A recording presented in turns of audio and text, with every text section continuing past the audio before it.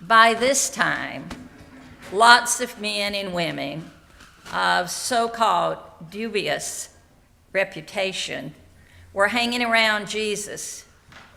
Needless to say, the so-called religious folks, the Pharisees and the scribes, were not pleased at all. So they growled. This Jesus treats these people like best friends, sitting down and eating with them. Instead of arguing with these complainers, Jesus let their grumbling trigger several stories for him. This is one of them. There once was a man who had 2 sons. The younger son, who was spiritually abusive to himself, said to his father, "Dad, obviously you don't get it. I can't stand this anymore. I'm searching for my life, and I don't think I'm going to find it here. I'm so hungry to experience things and see the world. I'm getting angry and resentful with all the work there is to do in this place. It never ends, and it's the same old thing over and over and over. I'm exhausted. My despair makes me feel worthless, even defective. There is just nothing here for me, and I've got to get away. I can't wait any longer for you to die. Hurry up. Give me what's coming to me, and I'll be gone." So valuing his child's freedom more than his own security, putting the younger son's needs and feelings above his own, the father divided his livelihood and heartbreakingly said goodbye to the younger son.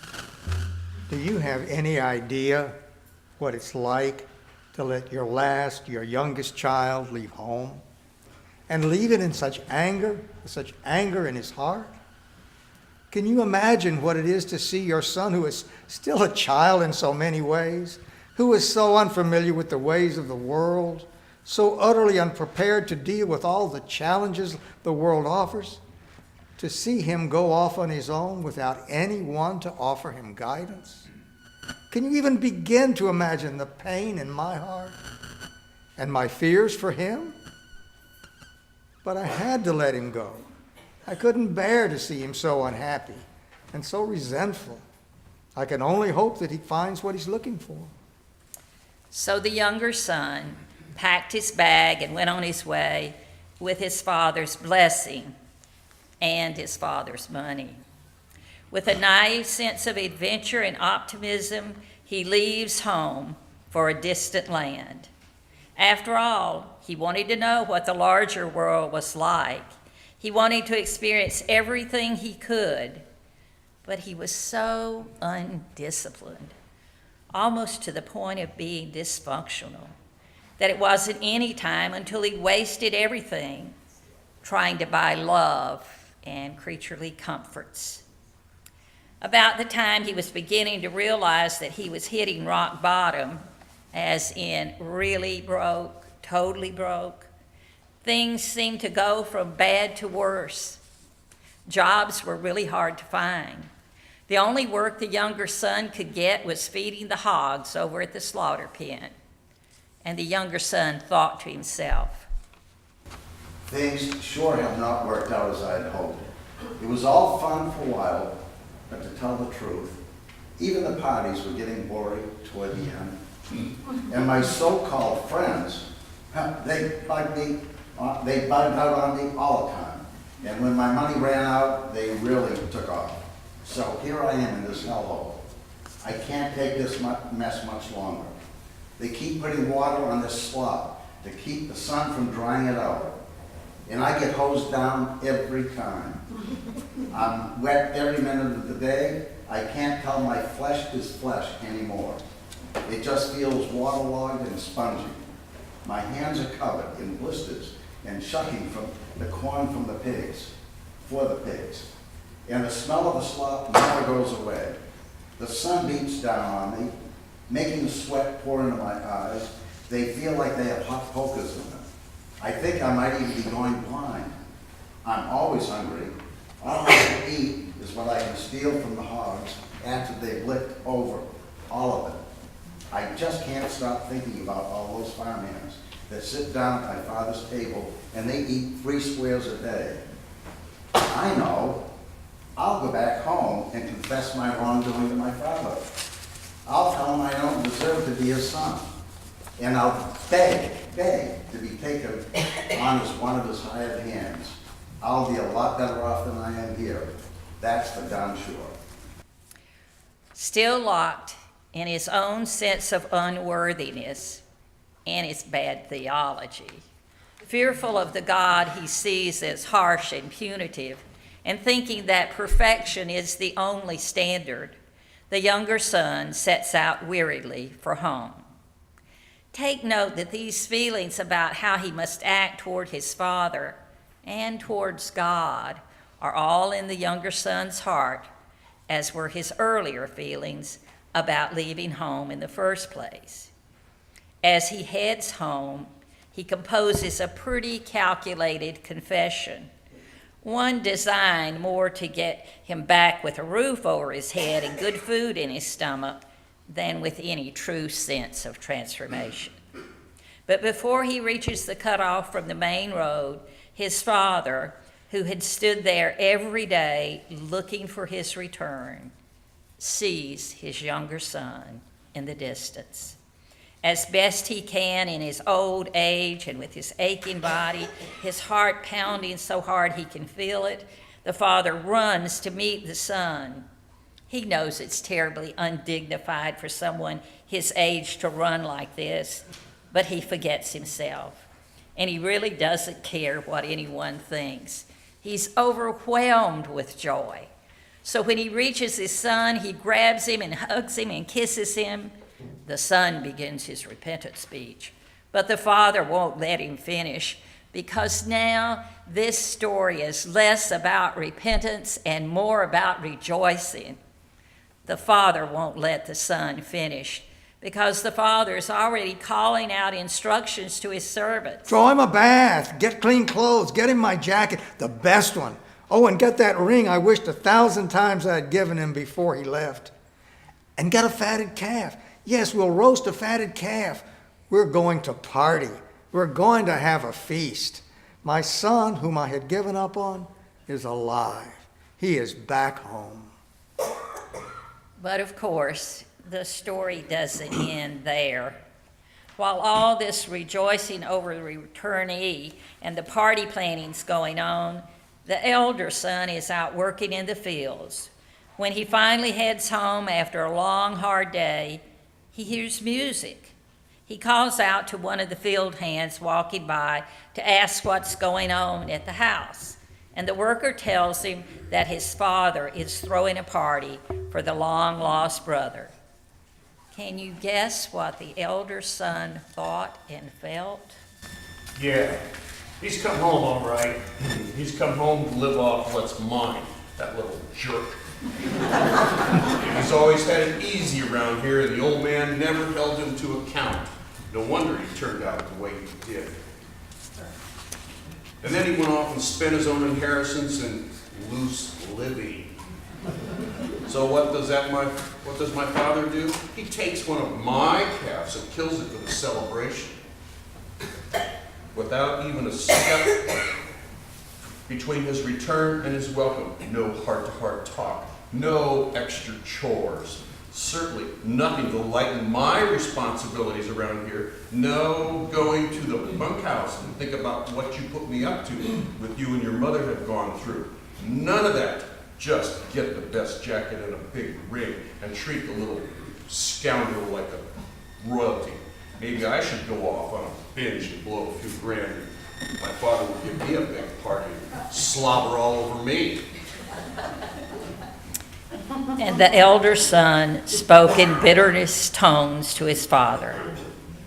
Couldn't you have at least waited for me to get home before you started these festivities? This is horrible. You have no idea how many times I have taken the rap for that little crook.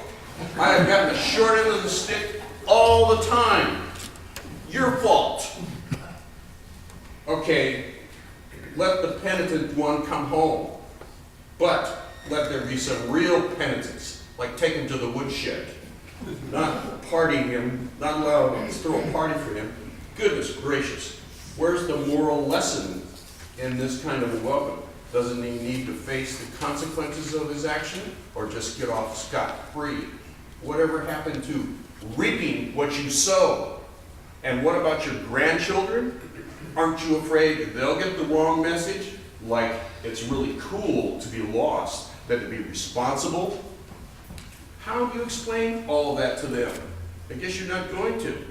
You might as well tell them to go get lost like your son did. What kind of a world would this be if we all made it a practice to reward the wrongdoer? Tell me, what a hard-working person like myself is dedicated to you to get a little attention around here. Listen, Dad, after all these years, I have worked like a slave for you. Never disobeyed any of your commands whatsoever. Never so much as broke a rule. Yet you never gave me a party to celebrate with my friends. But when this son of yours comes back, the son who spent your wealth on prostitutes and wasted everything, you gave him one of my calves. God help the elder son. We can all understand his rage, but God help us if we don't see that anger and hurt is ultimately a dead end. And God help those of us who feel so unloved, we harden our hearts so much that we become incapable of compassion. The elder son is spiritually anorexic. He's resisting the nourishment and love and affection that's always been there for him. Receiving seems to only accentuate his neediness. Rather than trying to grow in his capacity to receive, he resigns himself to being a workaholic. This behavior allows him to escape being so vulnerable. He reduces his expectations of life. He mistakes his hopelessness and despair for a true contentment. Of course, it's just at this point that the loving father earns his title of being the loving father. He knows now that just as he lost his younger son to recklessness, he's lost the elder son to a life of anger, self-righteousness. Neither son gets the truth that the father does not love either of them according to what they deserve. The father just loves them more because of who the father is than because of who they are. The elder son stands outside the father's house, refusing the invitation to come in, but the father continues to plead. Son, you're always with me. All that I have is yours. We are a family. We all belong to one another. A party for one is a party for all. We have to celebrate because your brother, my son, your brother, was dead to us, and now he's alive. He was lost, but now is found. The invitation is offered to the elder son to be in a loving relationship, not only with the father, but also with the younger brother. It is an invitation to move from anxieties to deep, genuine joy. We're not told where the story goes from this point. Jesus leaves the story this way because we each get to finish our own story. This is a story about human relationships, but it's an outrageous story, larger than life. The younger son's behavior is beyond extreme, and the father's indulgence is over the top. The elder brother's reaction is understandable, but it too is extreme in its own way. And because the story is so outrageous on the human level, it encourages us to look beyond human relationships it portrays to our relationship with God. But here again, it is outrageous on this level also. It's outrageous because there is something in us that recoils at the notion that God accepts us not because anything we have done or not done, but because of who God is. But the story invites us to accept this outrageous, unmerited love, and the decision we face is whether to wander in a world that seems uncaring, like the younger son, or stand outside the party in resentment, like the elder son, or come on in and enjoy the party. That is, to accept the nurturing love that God offers. It was difficult for the younger son to believe that his father would take him back, not as a servant, but as a son. He knew he didn't deserve it. And it was difficult for the elder son to accept the father's unconditional love because he thought that he had to earn that love. And so it is.